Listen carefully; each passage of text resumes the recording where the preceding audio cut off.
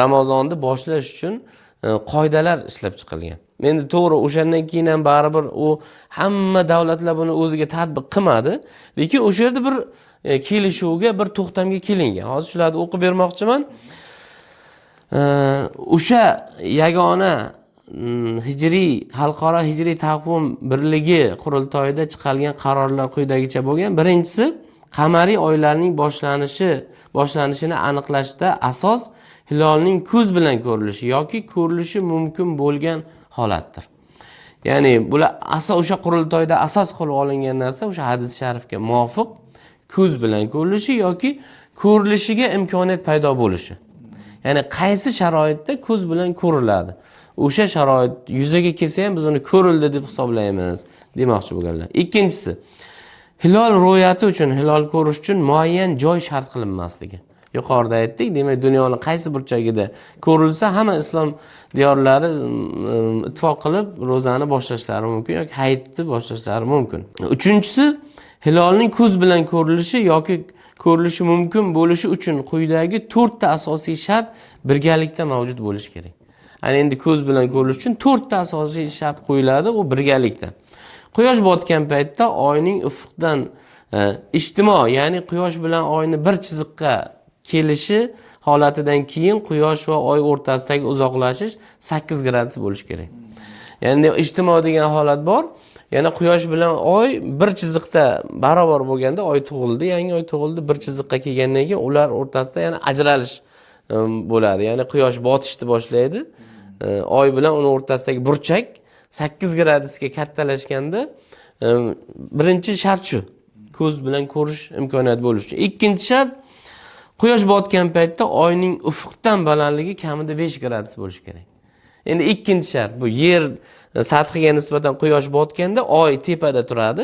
Shu o'rtasidagi burchak hisoblanganda 5 gradus burchak bo'lishi kerak.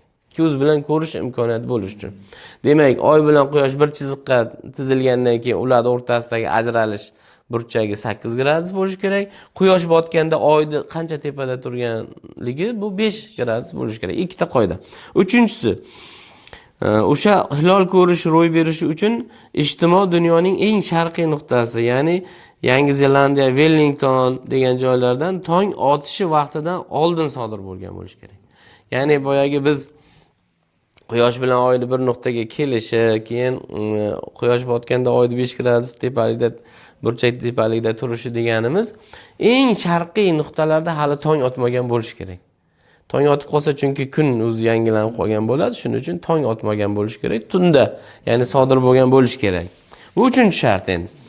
To'rtinchi shart, yangi qamariy oy boshlanishi Janubiy va Shimoliy Amerika qit'alari asosiy hududlarida amalga oshgan bo'lishi kerak deyilyapti. Ya'ni quruqlik hududlarda shu oyni mana shu shartlarda ko'rish, mana shu shartlar yuzaga chiqsa, ana endi oy ko'rish imkoniyati bor deb hisoblanadi. Uni oyni ko'ra olsak ham, ko'ra olmasak ham ko'rish imkoniyati bo'lgani uchun o'shani oy hilol ko'rindi deb hisoblanishga kelishilgan. Bu demak 2016-yil qurultoyda juda ko'p davlatlar ishtirokida bu qarorga kelingan. Lekin bu hamma davlatlarda o'zlariga qabul qilib ommalashib ketmagan bo'lsa-da, yaqinda Turk davlatlari tashkilotini muftiylar kengashi bor. O'sha muftiylar yig'ilishi bor. O'shani huzurida bizning muftiyimiz Shayx Nuriddin Xalqnazar hazratlarining tashabbuslari bilan o'sha fatvo kengashlari, Turkiy davlatlarining fatvo kengashlarini ham yig'ilish tashkil qilindi.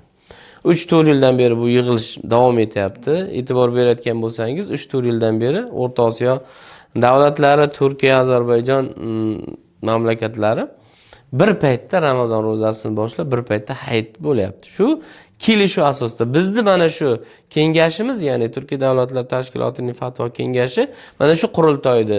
Turkiyada bo'lib o'tgan xalqaro 2016-yilda o'tgan qurultoyni qoidalarini asos qilib oldik. Hozir o'qigan qoidalarimiz. Shu asosga to'g'ri keladimi, yo'qmi? Ramazon boshlanishi o'shanga bu hisobga olinadi. Bu yil ham shu asoslarga ko'ra hisoblanadi. Ya'ni ba'zilar shunda e'tiroz bor. Ya'ni oldindan bo'lib belgilayapti, oldindan aytayapti degan gaplar bor. Dunyoda juda ko'pchilik davlatlar shu astronomik hisoblar bilan hisoblab ko'radi. oldindan ma'lum bo'ladi, lekin hilolni ko'rinishi, endi ko'z bilan ko'rinishini mana bu yerda qoidalar bilan belgilab qo'yildi. Aniq hisob-kitoblar bor, necha yillardan beri yuritiladi u. Shuning uchun biz oldindan o'zimizcha belgilayotgan bo'lmaymiz. Bu qoidalarga ko'ra, o'sha qoida yuzaga chiqsa, oy ko'rinish imkoniyati bo'lsa, shundagina bu narsa e'tiborga olinadi. Shuning uchun bu O'zbekistondagi musulmonlar bu narsadan xotirjam bo'lishlari kerak. Chunki bu haqiqiy ilmiy qoidalarga asoslangan va bu qoidalarning asosida ham yuqorida aytgan hadis sharif turadi. Ya'ni shu ko'z bilan ko'rish yoki ko'rish imkoniyatining paydo bo'lishi. Shunga asoslanadi. Bu juda ham bir kuchli asos, ilmiy asos. Butun 5 ta Turkiy davlatlar shu qoidaga ko'ra hozir yuryapti inshaalloh.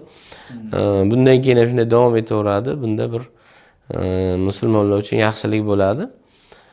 Birgalikda bu narsa, bu unday qilishimiz ham o'zi o'sha bir qarorga kelishimiz musulmonliklarni birlik, musulmonlarning ittifoqi, birligi, o'sha Ramazonni birga boshlash, hayitni birga boshlash masalalari uchun shunday ittifoq qilganmiz. Inshaalloh kelajakda shu butun musulmon davlatlari bu ittifoqqa kelolsa, bundan ham yaxshi bo'ladi inshaalloh. Rahmat domla, demak bu hozir aytilgan shartlar o'sha astronomik tadqiqotlarda uzoq yillik tajriba, ko'rishlar bilan birga yaqinlashganda oyni ko'rish bilan bog'liq bo'lganligi uchun shunday Ramazon kunlariga yaqinlashtirib e'lon qilinishi. Shunday. Bu yana aytamiz, o'sha bu qarorlar, bu qoidalar asosida payg'ambarimiz sollallohu alayhi vasallamda oyni ko'rib ro'za tutinglar degan hadislar asos qilib olingan. Ya'ni ko'ra olish, ko'rinish qaysi darajada oyni ko'rish imkoniyati bor, shu hisobga olingan. Qolgani ilmiy asoslarga tayanadi. Bu taxminiy, taqribiy narsa emas bu narsalar.